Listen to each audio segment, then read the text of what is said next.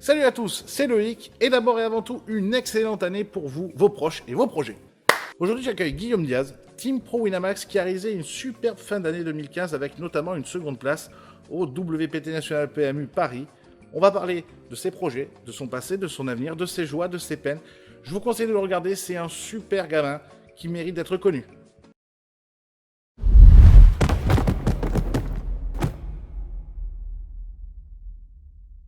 Bon Guillaume, bonjour. Bonjour, Merci d'avoir accepté l'invitation dans le carré. merci à toi. Bon, en plus, t'es un des derniers là. Là, Ça me fait plaisir. tu profites, c'est bientôt la profite. fin. C'est marrant en plus parce que quand je te croise samedi, je te dis tiens, faut qu'on le fasse. Ouais, et bah. Et puis t'as été c'est sympa, tu m'as fait une perf. Ouais, exactement. Je me suis dit, tiens, on va falloir faire une paire, ça tombe bien, c'est nickel. Voilà, comme ça, J'ai profité de ma proposée, c'est parfait. Bon, on revient vite dessus. Juste le sentiment global de cette perf, c'est quoi? C'est travail accompli. Ouais, en partie de travail accompli. Je suis un petit peu déçu de 2-3 coups que j'ai joués en table finale notamment. Je pense que j'ai très bien joué le Day 3 et que j'ai eu un peu plus de mal sur cette TF, ouais, clairement, contre notamment 2-3 coups contre le gagnant. Mais sinon, ouais, je suis quand même assez content de la performance, quoi. Ça reste quelque chose d'exceptionnel et on va prendre le côté positif et se satisfaire de ça. Est-ce que là t'enchaînes deux belles perfs? Mhm. Est-ce que ça rassure? Ouais, complètement, ouais. Ça, ça donne une confiance, même si mon coach mental, Pierre Gauthier, aimerait pas trop que je dise ça parce que, a priori, la confiance ne doit pas venir, enfin, c'est pas a priori, la confiance ne doit pas venir en gagnant, quoi. On n'a pas besoin de gagner pour avoir la confiance.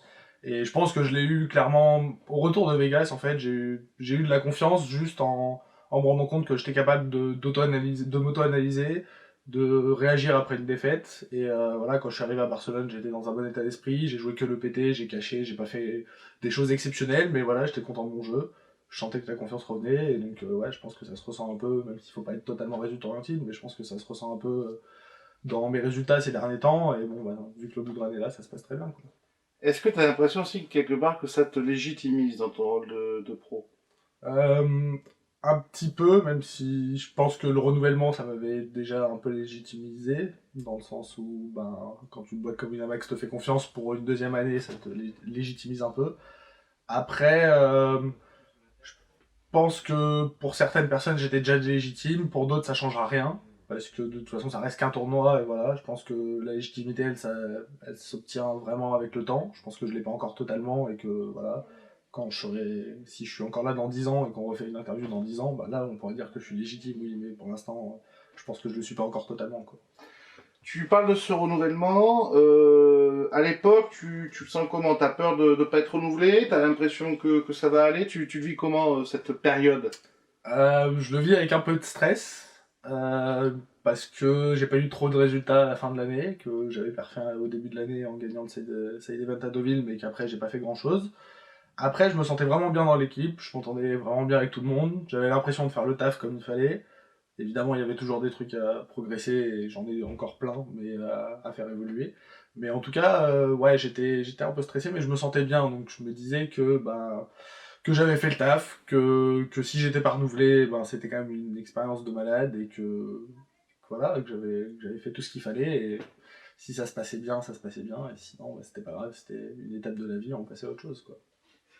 Donc tu es chez Winamax, bon, qui est aujourd'hui un peu le numéro un contesté, on va dire, où il y a aussi un travail d'image avec des fortes personnalités. Hein, on a Davidi, on a Bousli, on a Kouchen.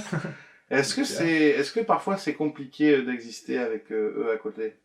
C'est compliqué un petit peu, oui, mais je t'avoue que je pense avoir trouvé ma place, dans le sens où, voilà, moi j'ai mon image de jeune qui débarque d'internet, qui a beaucoup de choses à apprendre, qui est content d'être là aussi, clairement. Je pense que voilà, j'ai montré que j'étais quelqu'un qui kiffait la vie et qui kiffait être là. Et donc non, je me mets pas en concurrence avec eux, enfin je peux même pas me mettre en concurrence avec eux. Enfin voilà, on parle de Kulchen qui est une immense star mondiale presque.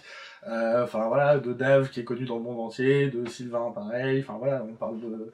Et puis même de Pierre qui avait une communauté énorme par exemple avant d'arriver, de Mick Duke, enfin voilà, de tout le monde, donc clairement ils ont tous un palmarès énorme, une expérience énorme, une communauté qui les suit, et je pense avoir réussi à trouver ma place là-dedans, mais je ne suis pas du tout en concurrence avec eux, et voilà, je pense rester de mon côté, faire les choses comme il faut et être en accord avec ma personnalité et ce que je suis vraiment, quoi. Au niveau de la presse, de faire parler de soi, comment t'as essayé d'apporter un peu ta touche, toi? Je suis pas quelqu'un de très bon communicant à la base, en tout cas, j'étais pas sur les réseaux sociaux avant, je suis pas quelqu'un qui a fait des études de communication ou quoi que ce soit. Après, je pense que je sais bien parler, je pense que je suis assez tourné vers les gens, donc les gens viennent vers moi, je suis assez avenant, donc ils n'hésitent pas à me poser des questions et je pense leur répondre de la manière la plus franche possible. Donc voilà, je pense que c'est un peu cette personnalité-là que j'ai voulu apporter et juste voilà, être moi, être vrai et tu regardes mon Facebook par exemple, bah, tu auras juste des informations sur le poker et sur ce qui se passe dans ma vie au poker. Tu me verras jamais sur une plage ou quoi que ce soit parce que je veux pas étaler ma vie privée. Voilà, pour moi, Davidi a été un peu cet exemple-là. Il fait parler de lui par ses performances, par sa vie dans le poker et c'est tout. Et le reste, on connaît pas le reste et c'est très bien comme ça. Et Winamax, il vous demande d'essayer de donner un peu du reste ou jamais il vous embête avec ça? Jamais, jamais. J'ai jamais eu une seule directive de n'importe qui de la communication chez Winamax. Ils m'ont toujours laissé libre. Je pense que le jour où on fait une connerie, ils nous le diront, et ils hésiteront pas. Mais voilà, pour l'instant, ils m'ont jamais dit ouais, faut que tu mettes une photo de toi sur la plage, ou faut que tu parles de toi, ou faut que tu te prennes en photo dans des hôtels. Non, ils m'ont jamais donné aucune directive. Bon alors finalement quand on est team pro on a quand même encore les mêmes soucis que quand on l'est pas, c'est-à-dire les résultats, le downswing, etc. Ouais. Est-ce que pour toi à un moment donné tu avais moins de résultats comme de toujours? Est-ce que ça a été une période compliquée à gérer pour toi? Ça a été un peu compliqué, ouais, ça a été un peu compliqué. Bah, c'était ouais, au début de l'année, là, les 6 premiers mois de l'année 2015, pardon. Ça a été très dur dans le sens où j'avais du mal à identifier ce qui allait pas. Euh, je voyais ma bankroll descendre à vue d'œil et je sentais que j'étais vraiment à un tournant où si je réagissais pas, ben j'allais m'écrouler et j'allais abandonner assez rapidement, quoi, en fait, clairement. Enfin, T'as quand pensé à on... arrêter? J'ai pas pensé à arrêter, non. Je me suis toujours posé la question de si j'allais arrêter, mais enfin, ça a toujours été dans un coin de ma tête, parce que je compte pas passer toute ma vie au poker et que je me suis toujours demandé quand est-ce que j'arrêterais et pour quelle raison j'arrêterais. La raison principale, ce serait que je devienne un joueur perdant, mais il y en a d'autres aussi qui peuvent intervenir, enfin, qui peuvent rentrer dans le cours de ma vie. Mais non, clairement, je me suis jamais dit à un moment enfin, que j'allais arrêter. Je suis un compétiteur dans l'âme, ça me touchait au plus profond de moi de me rendre compte que j'y arrivais pas. Et ouais, ça a titillé mon ego et je pense que voilà, du coup, j'ai tout mis en place pour essayer de changer les choses. Je pense qu'il me reste encore beaucoup de choses à mettre en place, mais voilà, j'ai essayé d'évoluer, de trouver des solutions et d'examiner les problèmes et voilà, de se remettre en cause comme il faut le faire tout le temps, je pense. T'es tout jeune finalement, t'es tout jeune dans le poker mais t'es encore très jeune. De par ton âge, Ouais. est-ce que tu t'es donné, je sais pas, une période de ta vie, un montant, une finalité avant de te dire stop? Oui, mais ça a beaucoup changé en fait au fur et à mesure du temps, quoi. Je pense qu'au tout début, quand j'étais en grinder online, bah, mon but c'était de monter une somme d'argent et d'arrêter de monter une entreprise, comme à peu près 90% des joueurs, quoi. Et je savais pas de quoi, comme 90% des joueurs aussi.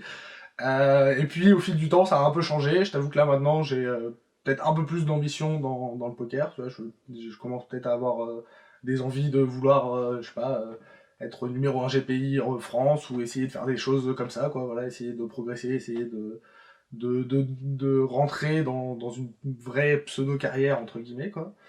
Et je t'avoue que j'ai pas vraiment de réponse à te donner aujourd'hui. Après, c'est sûr que je jouerai pas toute ma vie, que j'ai envie de faire plein de choses. Je suis quelqu'un de très curieux et très intéressé par tout. Très curieux. Et ouais, donc non, je pense que après 30 ans, j'aurais du mal à continuer à jouer, ça c'est sûr et certain. Et sûrement peut-être avant, je sais pas. Euh, Entre le Guillaume Diaz qui arrive à gagner la Top Shark Academy et Guillaume Diaz d'aujourd'hui, c'est quoi les différences en termes de jeu et en termes humains? En termes humains, je pense que je me suis beaucoup ouvert, même si j'étais déjà très ouvert à la base, mais voilà, je pense que je me suis comment dire, j'ai commencé à fréquenter des gens que j'aurais jamais fréquenté avant, tu vois, je me retrouve à, voilà, à traîner et à bouffer au resto avec des gens qui ont entre 30 et 60 ans, 70 ans, et qui ont vécu des choses dans plein de milieux différents. Donc ouais, clairement, ça m'a ouvert et ça m'a appris plein de choses, et j'ai l'impression de grandir à une vitesse folle par rapport à avant, ou par rapport à si j'étais dans un autre milieu, je pense. Et ouais, je pense pas surestimer l'importance du partage et de la connaissance diverse dans ce milieu-là, parce que je pense clairement qu'il y en a, et qu'il y a quand même beaucoup de gens très intelligents et très cultivés et très ouverts. Et après, au niveau technique, bah ouais, j'ai complètement évolué, je vois le jeu d'une manière totalement différente. Euh, j'ai progressé, mais ça c'est une évidence, quoi, de toute façon. Enfin, je peux que progresser en étant au contact de ces joueurs-là. Est-ce que tu dis j'ai progressé, est-ce que tu pensais qu'il y avait un tel écart entre le niveau avec lequel tu avais gagné la Top Shark et le niveau des joueurs pro que tu rencontres à ce moment-là? En fait, ouais, je pense que quand t'es grinder online, t'as un peu l'arrogance de croire que quand t'es sur une table avec des pros, c'est pas si loin que ça, et quand tu les regardes, tu regardes leurs vidéos, tu regardes les TF et PT, bon, ouais, à part quand David il fait des trucs de génie dans un HU, mais sinon tu comprends à peu près et tu sais faire la même chose, tu vois, donc t'as un peu cette arrogance-là. Mais après, bah, tu te rends compte que ces mecs-là, ils ont une régularité de fou, qu'ils ont une compréhension des process qui est bien plus évoluée que toi, que tu fais peut-être les mêmes choses, mais tu sais pas vraiment pourquoi. En tout cas, eux, ils savent beaucoup bien plus pourquoi. Et puis, ouais, et puis c'est surtout la régularité et le sérieux, quoi, voilà. Même, enfin, je pensais pas qu'on pouvait être aussi impliqué et motivé et travailleur dans ce domaine. Voilà, c'est ce que j'ai appris depuis ces 2 ans, quoi. Des joueurs que tu as dans ta team, lequel t'as le plus impressionné? Davidi, clairement. Clairement, ouais. C'est le joueur qui m'a le plus impressionné. J'étais le plus impressionné par lui avant de rentrer dans l'équipe, et je le suis toujours, et je le suis même plus qu'avant, je pense. Au fur et à mesure que je parle avec lui, ouais, ça me fait halluciner à chaque fois à quel point il a une compréhension du jeu qui est incroyable, quoi. Et je pense que les gens qui ne l'ont pas beaucoup joué ou qui ne le connaissent pas ne se rendent pas vraiment compte à quel point c'est incroyable. On parle tout le temps de ses lectures de tel ou quoi que ce soit, mais il y a pas que ça, et c'est même une partie infime de son edge et de ses capacités, quoi. C'est vraiment incroyable, quoi. Et puis il a une dévotion au jeu qui est folle, quoi. Il est complètement absorbé par ça, et enfin, enfin voilà, quand il voulait devenir numéro 1 GPI, et je pense qu'il veut le devenir encore, c'était une obsession, quoi. Donc ouais, moi il m'a toujours impressionné et je le respecte énormément pour ça. Il y a eu pas mal de changements dans la team, Mm. des grandes figures sont parties. Ouais. Il y a des petits jeunes qui t'ont rejoint. Ouais, des petits jeunes plus vieux que moi. Plus vieux que toi, bon, parce que toi c'est plus jeune, mais je veux dire, bon, déjà Ouais. un peu plus proche que toi en âge. Est-ce que pour toi ça fait du bien parce que ça te permet peut-être de te sentir un peu plus dans les anciens? Est-ce que ça change un peu, on va dire, ta place au sein de la team? Ouais, on va dire que tu te sens moins un peu comme le petit jeune qui lève le doigt pour parler, quoi. Enfin, ouais, c'est presque un peu ça, quoi. Je caricature, hein, bien sûr, évidemment. Mais ouais, il y a un petit peu de ça. Après, je t'avoue que, bah, vu les personnes qui sont rentrées dans la team, c'est quand même des mecs qui, enfin, voilà. Je peux pas me considérer petit jeune, enfin, je peux pas considérer comme petit jeune quelqu'un comme Alex Luno ou comme Pierre Calabusa ou même comme Aurélie, tu vois, qui est quand même connu dans le circuit depuis longtemps. Donc, oui, il y a un peu de ça. Ça me permet de plus être vraiment le petit gamin de la classe qui veut s'imposer. Mais non, ouais, ça va pas changer tant que ça, dans l'absolu, pas tant que ça. Tu vas bientôt savoir pour les renouvellements de contrat. Ouais. Euh, est-ce que c'est la même angoisse pour toi que l'année dernière? Non, non, c'est différent. Je t'avoue que j'étais plus stressé cette année. J'attendais plus cette année. En fait, l'année dernière, je me posais pas la question de si j'allais être renouvelé ou pas vraiment en fait. Je me disais que de toute façon c'était un contrat d'un an, qu'à la base c'était fait pour un an, que Midou il avait été reconduit mais que c'était une exception, on me l'a dit tout de suite. Et on m'a dit que c'était pas, voilà, que le contrat Top Shark n'était pas prévu pour ça à la base. Et donc non, j'avais pas tant de ça de pression l'année dernière, et puis je me disais que c'était une belle expérience et que voilà, j'avais fait ce qu'il fallait. Et cette année j'avais un peu plus de pression dans le sens où j'avais vraiment envie d'être renouvelé, Et ça me ferait vraiment mal de partir maintenant, quoi. Où j'ai l'impression D'avoir trouvé ta place un peu? Ouais, d'avoir trouvé ma place, d'être en pleine progression. Puis en plus, avec les nouvelles arrivées, bah, enfin voilà, quand t'as un mec comme Alex Sudo qui débarque, t'as quand même envie de rester dans la même équipe que lui et apprendre 2-3 trucs. Ce serait un peu con de l'avoir croisé qu'une seule fois, quoi. Ce serait chiant. Et enfin voilà, puis même, ouais, je commence aussi à avoir de plus en plus de relations, enfin des relations amicales de plus en plus proches. Et enfin voilà, Ludo, par exemple, c'est un vrai ami, il fait partie de mes amis intimes et très proches. Donc voilà, tu vois, pour le coup, ça me ferait beaucoup plus chier. Et donc j'ai beaucoup plus de pression cette année. Tu, euh, Tu fais quel bilan de ces 2 ans? Hmm, c'est dur à dire. Plutôt positif dans l'ensemble. Je pense que ça aurait pu moins bien se passer. J'ai eu la chance de gagner un tournoi très rapidement et j'ai eu la chance aussi d'avoir un bad run après très rapidement et puis aussi sûrement un peu de surconfiance et clairement, enfin voilà, les 6 mois qui ont suivi mon entrée et ma victoire à Deauville ont été mauvais parce que j'ai été mauvais, clairement, enfin voilà, j'étais en surconfiance, quoi, je venais de gagner à Top Shark, t'arrives, tu gagnes un tournoi, t'as l'impression que tu vas en gagner un toutes les semaines, que ça y est, ça va être la folie, mais non, ça se passe pas comme ça. T'as encore beaucoup de choses à apprendre et j'en ai encore plein. Et ouais, donc plutôt positif dans l'ensemble. Après, il y a quelques trucs que je regrette et je t'avoue que tant que j'aurais pas gagné un gros titre, je serais toujours un petit peu, pas déçu, mais un petit peu, je resterais sur ma faim, quoi. C'est quoi un gros titre? C'est un titre WPT, PT ou WSOP. Je sais pas. Je prends même un WSOP à, je sais pas, où il y a 20 joueurs, je m'en fous. Enfin, c'est un titre WSOP, c'est un bracelet, on retiendra ça. Justement, tu parlais de WSOP. Tu étais allé avant d'être Team Pro? Non, jamais. Alors, ça fait quoi, les WSOP? Ça fait mal. Ça fait mal, les WSOP. Surtout cette année, ça fait mal à tout le monde, là. Ouais, cette année, ça fait mal à tout le monde, malgré qu'il y a eu beaucoup de perfs quand même, mais non, bah écoute, non, bah c'est incroyable, quoi. C'est juste fou. C'est vraiment différent du reste? Ouais, c'est vraiment différent du reste. C'est vraiment une ambiance particulière, c'est vraiment une histoire. Enfin, ouais, moi je débarque là-dedans, j'ai l'impression. Enfin voilà, c'est tout ce que j'ai vu depuis que je suis dans le poker, ça s'est passé ici, quoi. Donc c'est incroyable, quoi. Pendant 2 mois, tout est tourné autour de ça. Et tous les gens dans la ville sont au courant qu'il y a ça dans la ville. Tous les chauffeurs de taxi te demandent comment s'est passé ton tournoi. D'ailleurs, c'est chiant, des fois, t'as pas trop envie qu'ils te posent la question quand il est minuit et que tu viens de bust. Donc ouais, non, c'est fou, quoi. C'est une ambiance vraiment particulière et c'est un kiff absolu, même si ça s'est mal passé pour moi les 2 années, quoi. Quand tu vis ce genre de moment, est-ce que ça rend encore plus dur le fait de savoir que ça durera pas? Ouais. Ouais, un petit peu, ouais. Un petit peu. Je t'avoue que la première année, quand je suis parti de Vegas, que j'avais fait 0 perf, enfin j'avais fait une perf, mais bon voilà, c'était pas la folie, quoi. Je me suis dit, en partant, ouais, j'avais un peu les larmes aux yeux, et je me suis dit, bon, bah, c'est peut-être la dernière fois que tu reviens, quoi. Et c'est peut-être la dernière fois que tu feras ces WSOP, quoi.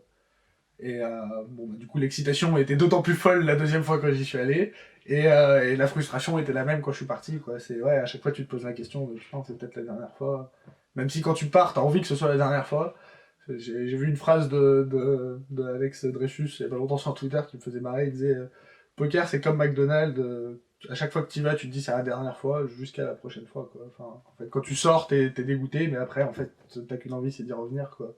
C'est un peu ça, quoi. C'est ouais, quand tu prends l'avion et que tu pars de Vegas, t'as envie de plus jamais remettre les pieds dans cette ville. Sauf que 3 jours après, tu te dis ah ouais non, en fait, j'ai envie d'y retourner, quoi.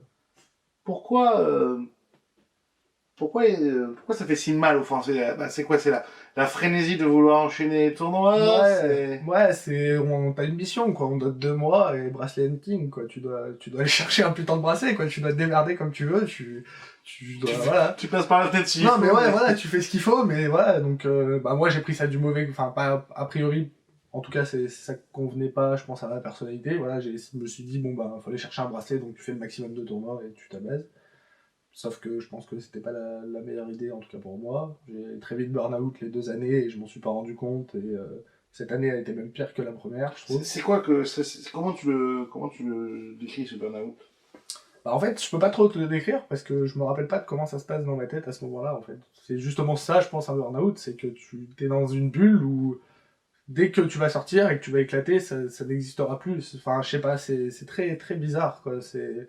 J'ai du mal à décrire ce qui s'est passé vraiment, quoi. Genre, la veille du main, par exemple, enfin, même le jour même du main, on a pris la voiture avec Ludo et Steph, nous a fait, donc tu vois, d'habitude, il nous pose toujours des questions, c'est quoi la stratégie, etc. C'est un peu de la routine.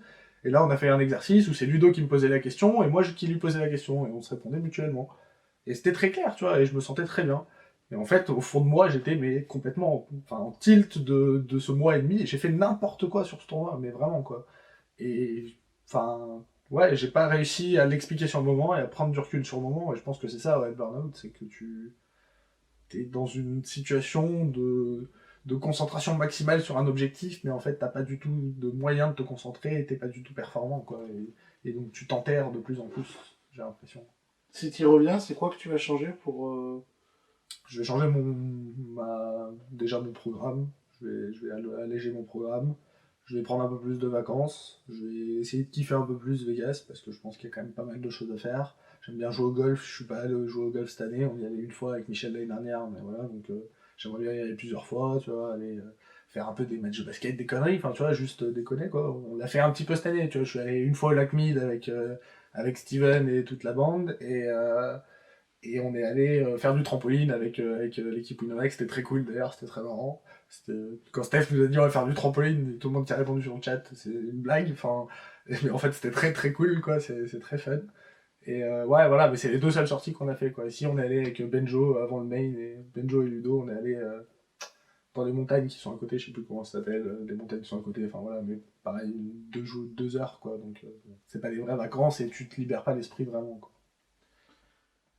Qu'est-ce qui a été pour toi le plus un handicap dans ta carrière jusque-là?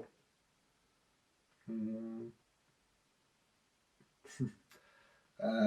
Il y a quelques trucs, mais je t'avoue qu'au début de ma carrière, je pense que j'étais avec une copine à ce moment-là, avec qui on s'est quitté il y a 6 mois, et on s'est mis ensemble quand j'étais pas dans le poker. Et au bout d'un an, du coup, j'ai gagné la Top Chart. Enfin, j'étais pas dans le poker. Si, j'étais dans le poker, mais j'avais pas le même rythme de vie, donc c'était pas du tout pareil. C'est beaucoup plus facile à supporter pour elle, même si elle comprenait pas déjà trop, mais bon, je me disais c'est pas très grave. En plus, j'avais des études à côté, donc ça allait. Et ouais, je pense qu'au début, ça a été un gros frein parce qu'elle était pas prête à ça, parce que j'étais pas prête à ça, j'étais pas prêt à ça, pardon, parce que j'ai pas très bien su gérer tout ça et que ça m'a, voilà, il y a des tournois où genre, je me rappelle l'année dernière à l'EPT Barcelone, je l'appelle au milieu du day 2 et genre elle est en pleurs, etc. Et du coup, je me retrouve à parler avec elle pendant 10 minutes à la pause et je reviens et enfin, je pense pas du tout au poker, quoi. Je suis pas là, quoi. Je suis autre part, quoi. Et je n'en veux pas du tout, c'est moi qui ai pas su gérer, donc ouais, ça a été un gros frein. Et puis après, je pense que je suis quelqu'un d'assez émotif à la base, et je pense que quand tu sais pas le gérer, enfin quand tu t'en es pas conscient et que tu sais pas, que tu le comprends pas que tu sais pas le gérer, mais que tu le comprends pas, c'est un frein. Après, ça peut devenir une force. Je pense que tu vois, Davidi par exemple, c'est une force. Je pense que c'est un peu quelqu'un d'émotif aussi, ou quelqu'un comme Guillaume Darcourt, c'est quelqu'un d'émotif, mais ça devient sa force. Parce qu'il l'a compris et il sait pourquoi c'est comme ça. J'ai eu du mal à le comprendre, je suis en train, je pense, de travailler là-dessus et de m'améliorer, mais c'est encore un peu une faiblesse. Dernière question. Je te fais des réponses à rallonge. Mais non, c'est très bien. Tu sais, moi j'adore ça. Hein. Dernière question. Bon, souvent je dis, le jour où tu vas arrêter le poker, qu'est-ce que tu voudrais qu'on retienne de toi? Mais t'es encore jeune, alors merde. J'espère que ça te porte la poisse. Disons que le jour où toi tu vas arrêter et que je te croise, t'aimerais que je te pose quoi comme question?